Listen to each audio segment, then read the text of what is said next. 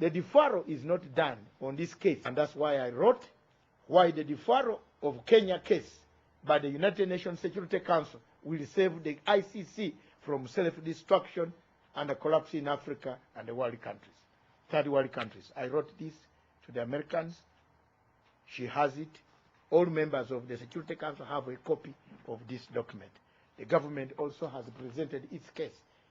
I've argued my case of Thomas of healing post-apartheid era is that you go to court, you say, I was the head of the intelligence of apartheid, of Botha.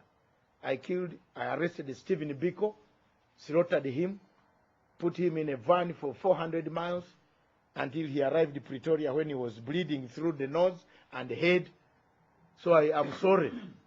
So the court sends you to Bishop Desmond Tutu. The court does not want to hear. It only brings you in order, but it sends you to Desmond Tutu. So you shout in front of everybody, shout. Tell people. And the people, the relatives of Biko were there. People cried.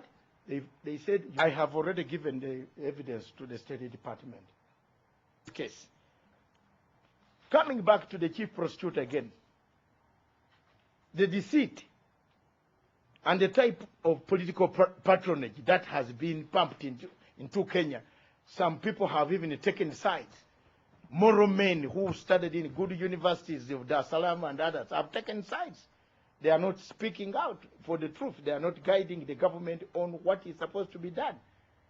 This matter of admissibility would have come a long time ago. I'm always honest, and that's why I've lived longer. Admissibility under Article 19, which leads us to 53 and 54, itakuwa ya kuweka vikwazo. Is it vikwazo? Embargo, sanctions, what do you call it in Swahili?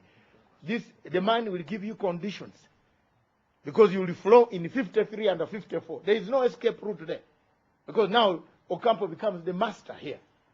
He says, I want you to reside at the South, number 54 South Gatundu constituency. Report to Interpol every Friday. That is what the Article 19 takes us. I am in for deferral. If the deferral does not come, and I want to make it very clear, I was in African Union inside the hall with the heads of state. Some of my colleagues were here. I cannot show them. We saw what was happening. When they saw this video, they saw other things. They saw the Sudan issue. This is the second deferral that Africa is asking. And the people who are blaming President Kibaki, look, this is not a Kibaki's case anymore.